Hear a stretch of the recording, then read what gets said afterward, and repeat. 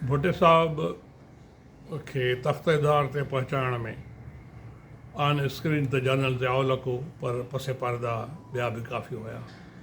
जहिड़ी तरह चयो वेंदो आहे त जनरल चिश्ती खे हिकु दफ़े जनरल ज़ियाउल चयो त मुर्शिद मरवा न देना, यानी जनरल चिश्ती खे ज़ियाउल मुर्शिद चवंदो हो।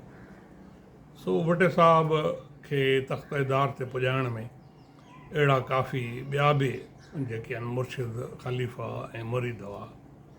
मुजीबुर रहमान शामी पंहिंजे हिकु इंटरव्यू में पंहिंजो इहा ॻाल्हि वाज़े कई त मजीद निज़ामी जे घर में असांजी मीटिंग थी, अचो त ई ॿुधूं। बिल्डिंग में होंगे क्योंकि मार्शल हेडक्वार्टर बन जाता तो मार्शल और वहाँ आप वहाँ आ जाए। अब मैं उनसे मिलने के लिए चला गया। उस दिन लाहौर में जलसा था पीपल्स पार्टी का। बेगम नुसरत भुट्टो और मौलाना कौसर न्याजी से खिताब कर रहे थे गोलबाग में। अब मैंने जनरल ज़ियाउल हक से जाकर ये कहा कि भाई इस तरह हमारी मीटिंग हुई है और हमने ये फैसला किया है कि आपको ये बात करें कि पहले इंतखाब से एहतसाब होना चाहिए, फिर इंतखाब होना चाहिए, और अगर एहतसाब नहीं होगा तो फिर जनाब इस मुल्क में फिर गड़बड़ हो जाएगी और दंगा फसाद होगा।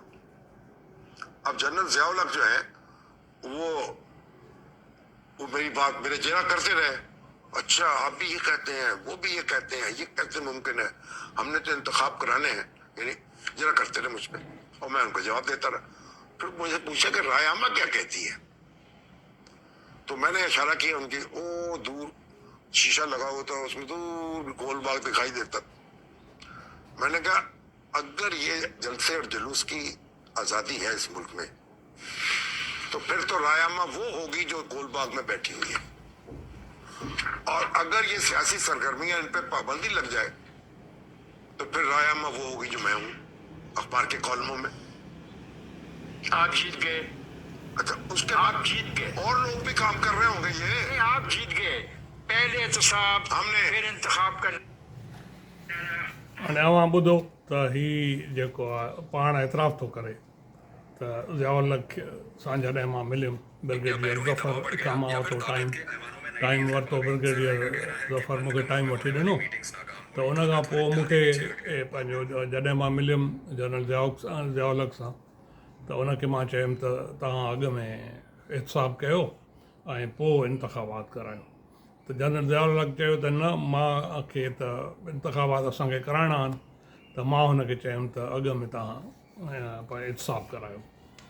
त जनरल ज़ियाउल चयो त रायामा छा थी चए, त मां जनरल साहब खे चयो त रायामा त इहा आहे जेको अॼु जेको आहे गोल बाग वटि पीपल्स पार्टी जो हेॾो जलसो थिए थो ऐं उन में बेगम नुसरत भुट्टो साहिबा ऐं मौलाना कौसर न्याज़ी तक़रीर कनि था, तव्हां दरी खोले छॾो, उहो पंहिंजो व्यू उनजो वठो त ॾिसो केॾी पब्लिक आहे। रायामा त इहो थी चाहे, बाक़ी जेकॾहिं तव्हां दरी बंदि करे कंहिंजी बि ॻाल्हि न ॿुधंदव, मुंहिंजी ॻाल्हि ॿुधंदव त रायामा मां आहियां ऐं मां पंहिंजे अख़बारी लिखणनि में इहा ॻाल्हि कंदुसि। सो इन तरह इहो सॼो खेल खेॾियो वियो। उन खां पोइ जेके आहिनि अवां ॾिठो त उन वक़्तु जेके अख़बारूं हुयूं हिकु ॿ जिन जो मेन रोल हुयो भुट्टे साहब खे फांसी ॾियारण में, ऐं जलसा जुलूस एॾा उन पीपल्स पार्टी जा कामयाबु थियनि पिया जो हीअ सभु डिॼी विया। हिननि चयो त जेकॾहिं अॻिते हली इंतखाबात थियनि था त उन में त पीपल्स पार्टी वरी खटे वेंदी। हाणे ज़ियाउल जे लाइ हूअं त कुझु माण्हू कीअं चवनि था त उनजी प्लानिंग ई या त हू एॾो तेज़ हुयो जो ॿियनि सभिनी खे ज़ाहिर करे पियो, ऐं असुलु हुनजी पंहिंजी प्लानिंग हुई भुट्टे साहब खे तख़्तेदार ते चाढ़ण जी। बहरहाल हुन हिकु वॾी गेम खेॾी ऐं इहे जेके एंटी एस्टेब्लिशमेंट पंहिंजो ॻाल्हियूं हुयूं पीपल्स पार्टी जूं, उहे हिननि खे सभिनी खे कोन पियूं वणनि ऐं हीअ कंहिं बि तरह चाहिनि पिया त भुट्टो साहब जेको आहे सियासत तां हटी वञे। बहरहाल पब्लिक त भुट्टे साहब खां मुंहुं न मोड़ियो ऐं अञा भुट्टे साहब सां इहो कुझु थियण सां ख़ुदि पंजाब हेॾो वॾो इस्तक़बाल कयो ऐं सिंध त बाद में हुई।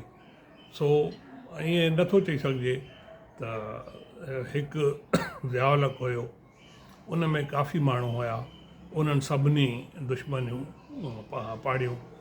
ऐं जीअं ॿियो चयो वेंदो आहे, मौलाना मौदूदी जे पुटु हिकु इंटरव्यू में जेका ॻाल्हि कई त कीअं जमायत इस्लामी जेको आहे मोटे साहब जी फांसी में कहिड़ो रोल अदा कयो, उहो ॿिए विलाग में अव्हांजी ख़िदमत में पेश कबो।